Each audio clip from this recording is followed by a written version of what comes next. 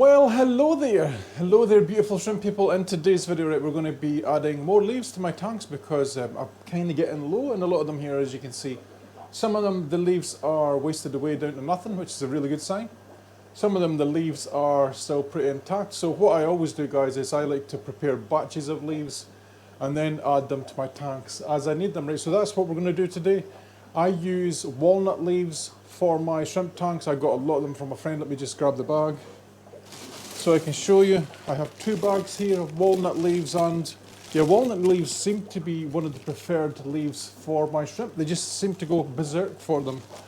But the thing with walnut leaves, guys, is I think they contain a lot of tannins and extra stuff that I don't want to put in the tanks, because I have on the odd occasion seen the odd negative effect in my tanks where it looks like the shrimp are acting weird, and you know, they have like a general spurt of like overactivity and stuff, which just doesn't look normal to me. So what I've been doing since then is I soak my leaves overnight and then I add boiling hot water to them, guys, and what this does is it allows anything that is in the leaf to drain out of the leaf itself, because I'm pretty aware that there's something in walnut leaves that is a growth inhibitor or something like that, to do with it stops other plants from growing near it. So the leaves fall off, it hits the ground, the leaves start to decay, and something from the leaf goes into the ground and it kills the grass and it stops other trees growing close to it and whatever else. So we're removing those aspects of the leaf, because what we're after, guys, is just the actual medium of the leaf, right? Shrimp for some reason tend to prefer leaves that decay quite nicely, right? So these leaves, walnut leaves, they tend to decay perfectly. In the end, when you see when your leaves are done, they'll be more like a skeleton than anything else, right? So let's get this done today. Let's have a look at the leaves. I've already done one part of it because I didn't want to bore you. We're going to make a cup of coffee at the same time because we need to boil water, and let's have a look at the tanks, because we've had a lot of babies up here today, and I'll take some macro footage of them and we'll show you that too. Okay, so here are our containers. Let's have a little look up here first, because our babies are going berserk. Our babies are shrimp. Oh my God, look at these berried girls. One berried girl. These are really big berried girls as well. This tank is absolutely cranking out the babies today. There's one there in the glass. As I said, I'll put up some macro footage. I got some clips of baby shrimp out this tank yesterday. But yeah, they've had a lot of babies overnight. And one of the things I've just noticed, guys, as well is you know, when you have tanks that, when the shrimp like this, they get the zoomies, right? People typically say it is the males looking for the females so they can mate with her. Well, that's a girl. This is a girl. Let's see, so the zoomie thing isn't atypical of, this one's clearly a girl as well. You can see how berried she is. This is a berried girl. This one's a berried fancy black tiger there, this one. Two big girls right at the very back doing the zoomies. So yeah, it just goes to show, all that time I thought the zoomies was just for the male shrimp, but you can clearly see it's not. So yeah, let's stop blithering. Let's get over here and I'll show you my things that I've been working on over here. Let's have a look at this stuff. So these are the containers here of our walnut leaves. You can see this is what they look like once they've been soaking. So I gave mine, as I said, guys, I gave mine a soak in one bucket for 24 hours, and then I put them in here yesterday. And you can see the difference in the water, how much cleaner it is in this one. And you can see what this looks like. Honestly, guys, this looks like a bucket of piss. Old. You imagine what an old bucket of piss looks like, and this is why I want to remove it. Look at this stuff. You see it all foaming up? This can't be good for shrimp. It can't be. I'm not believing that all this foam that you get from leaves and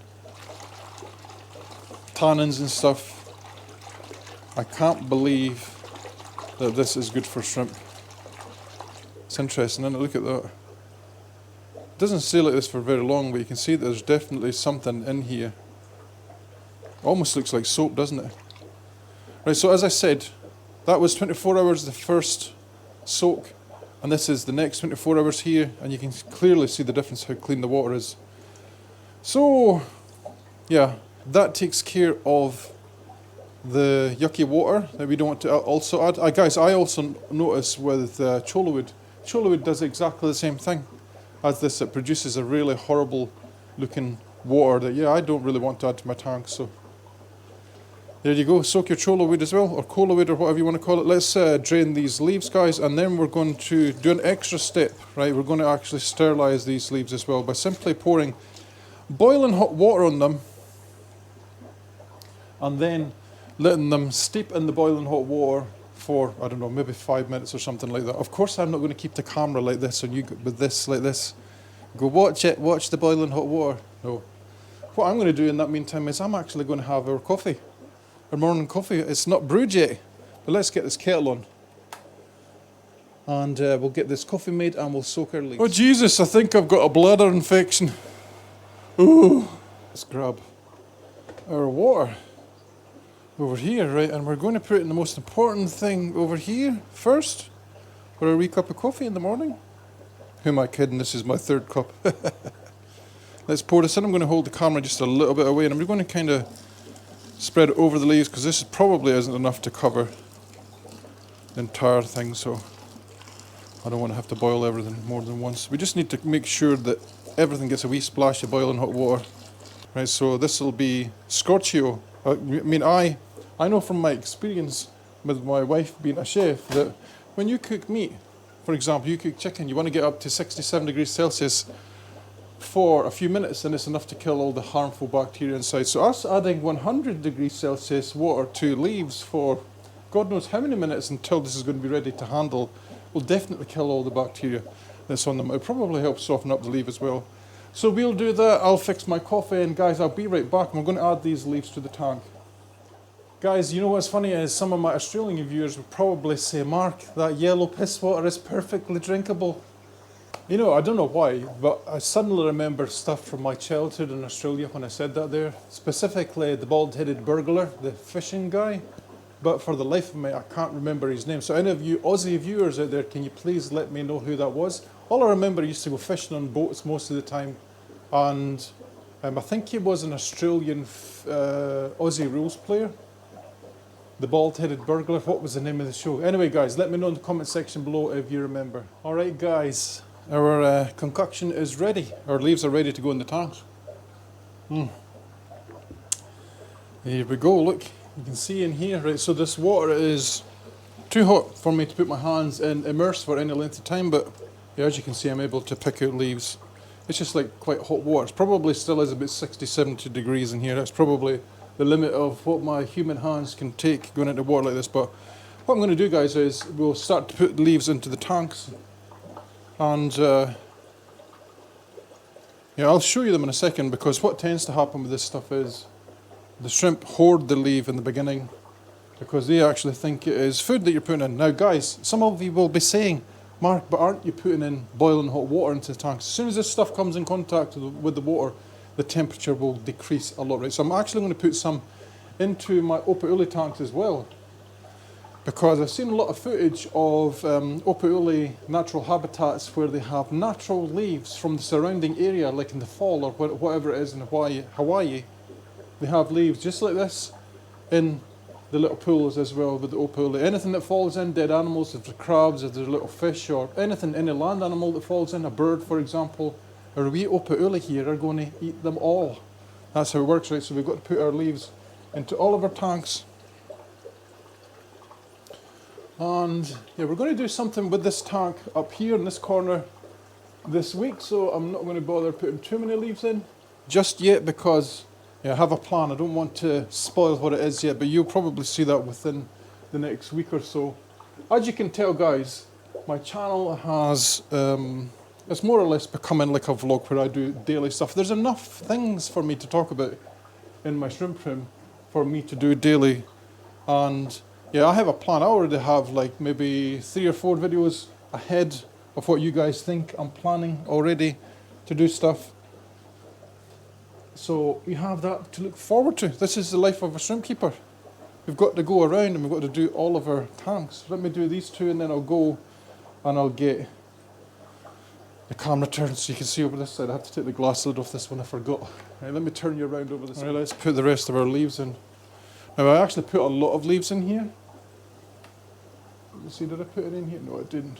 And yeah, guys, in tanks where I have a lot of baby shrimp, I'm going to put more leaves in, so you'll see that as well. Because all of this does, guys, is it provides surface area for our biofilm and algae to grow on, and that's what your baby shrimp feed on. And so let's get them into every tank. And as I said, we're going to put more into the tanks where there's baby shrimp. Now I know for sure there's already quite a lot of baby shrimp in here, so let's go a wee bit berserk with the leaves into this tank. Let's make sure that there's enough food for all our little babies. And I'm going to try and spread them out a little bit over the place with these leaves. And we'll come back, guys, we'll see. I can see this girl here has been chased, and I can see a molt here, you see, down here, if you can see, with your wee eyeballs. So she is getting ready to become Berried, because I did notice with that girl, yes, I kind of noticed all my shrimp, all the females in here, you know.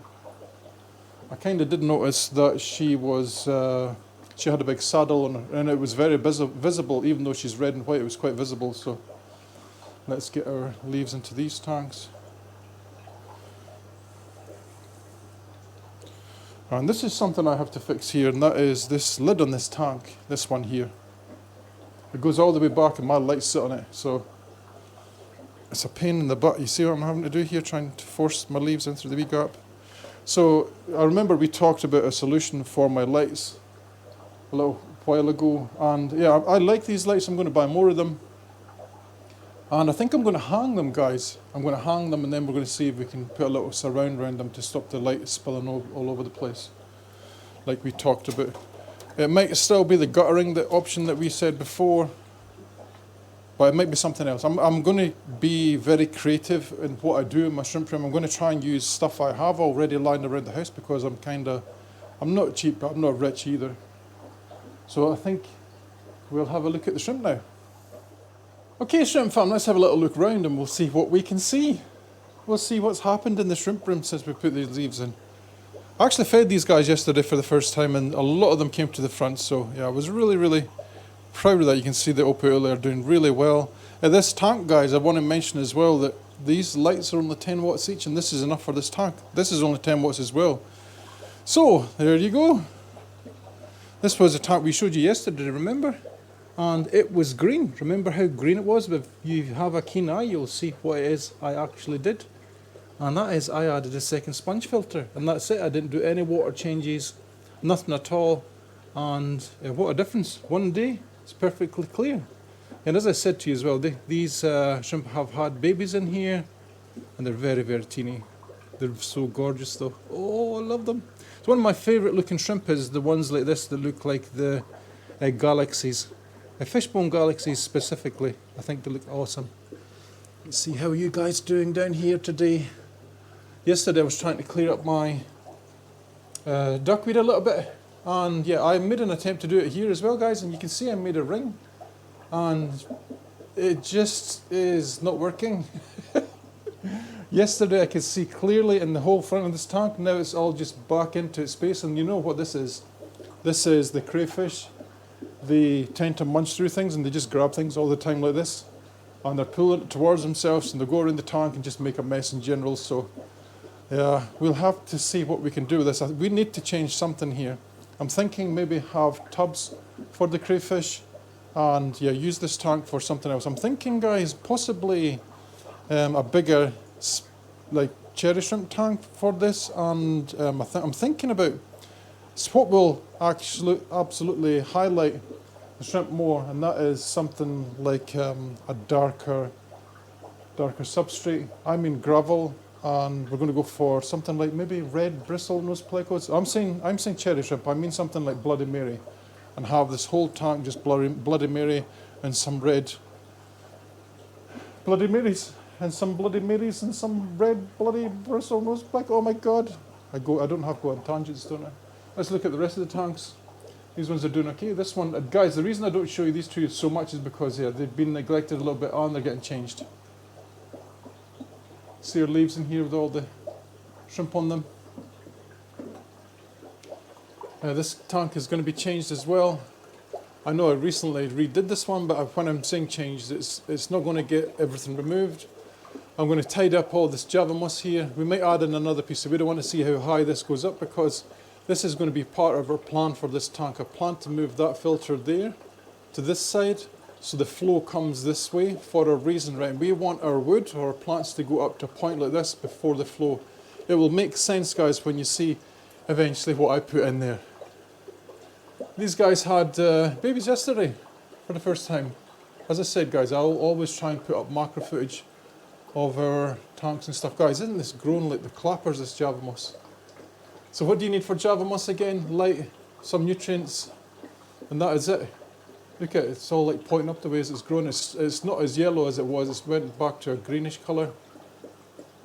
And yeah, you can see there, baby shrimp climbing up the side, right at the back next to the snail. So I'm not seeing tons of baby shrimp, but I am seeing baby shrimp, which is a bonus. Oh my god, I have to get some macro footage of this girl. This is a Rilly and she's buried. So you see all the eggs. I love this tank, I love it. You know, this wasn't one of my favourites until really recently, but look at it, isn't it cool? Let's try and keep on topic, right? We're talking about the leaves, remember? So guys, I want you to repeat after me. What do, Mark? Well, they grow biofilm and algae, and that's what feed the baby shrimp, right? That's how you get more and more shrimp. Now we're going to touch on this tank in a second because I've noticed an issue with it, right, that we'll have to fix real soon. We put more leaves in these tanks, more leaves in these tanks, more leaves in here. This is the Berried girl I was talking about at the start of the video. All these boys in here were all chasing her. You kind of can see that they still are a little bit rabid because she molted. There's her molt there, the biggish molt at the back. So she molted. So I'm assuming that she will be buried tomorrow. This will be interesting to see, guys. We're more or less doing daily vlogs now, so we will see tomorrow if this girl is buried. Bottom two tanks right there, there's nothing really to see. This one's empty. This has only got a couple of shrimp in it. It has a real duckweed problem, but that's quite normal for a tank like this. Tank is looking good. I'm actually putting more leaves in here and prep for the baby boom because there's at least two girls. There's only 4 shrimp in this tank, but 2 of them are buried, 2 girls. Same with this tank. We have quite a lot of buried girls in here, so yeah, I would say it's only a matter of probably a week or 2 before this tank is like crawling with the sides. And it's the same with this one as well, guys. I noticed in here quite a few of our girls are buried. So our little move that we did triggered our breeding to start happening because before I moved, guys, the breeding had kind of slowed down in my tanks. And I don't know how much this is to do with when you move, you tend to change a lot of water and then you add a lot of water. Because most of these tanks, guys, I'm going to be very honest here, it was too much for me to save all the water like I had previously done in other moves. It was just too much. I couldn't physically lift 25 kilo containers of water for this amount of water. You're talking, I don't know, probably a couple of 1,000 kilograms of water. I just couldn't manage it. So right, most of these tanks got fresh water in them. As I said, when we moved, there was only like a centimetre of water in here just for the shrimp to survive, and then it was fresh water added in, it dripped in. That's how I did it. And you can see that, yeah, there was no real die-offs, and as a result, the tanks are looking quite nice. Plants are doing really good. Let's go up here. We added more leaves in here today. This one will be getting done soon. Guys, I can't believe how many babies I can see in this tank. As I said, I'll put up some macro footage, but they're everywhere you look on the glass. There. Here there's one there. They're on the leaves. They're everywhere. When you look in the gravel, I know it's probably impossible for you guys to see, but yeah, as I said, we'll put up some macro footage. And you know what's very interesting with this tank, guys, is I got a lot of these shrimp from Peter, my friend, and he started off with Michelins, pretty much the same as I did, right? But his shrimp never really changed that much. He always bred from his Michelins. So from his Michelins, he got things like blue bolts, wine reds, and yeah, I'm seeing that in here today. I've seen some of the little babies are blue, and there's no blue bolts in this tank that I've added to it.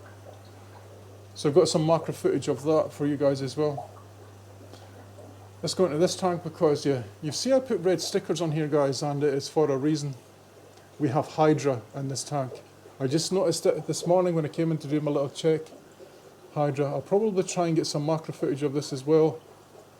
And yeah, I can see it on the plants at the back there. Oh my god, I can see it on the sponges too. Now the issue with Hydra in a tank like this is, will it kill the shrimp? It won't kill the adults, but it can kill the babies, right? And if you don't keep Hydra in check, what will happen is, especially in inert tanks, guys, so like if I take plants out of this now and add it to my Neocaridina tanks, there's a big chance that these will get infested with Hydra. It doesn't seem to be so bad in soft water tanks, but I want to nip this in the bud while I can. So that is what we'll do in tomorrow's video, right? We'll actually come in here and I'll show you guys how I deal with Hydra. Guys, I hope you enjoyed today's video. If you have, please leave a like and subscribe. And guys, I'll see you all in the next one. Happy shrimp keeping.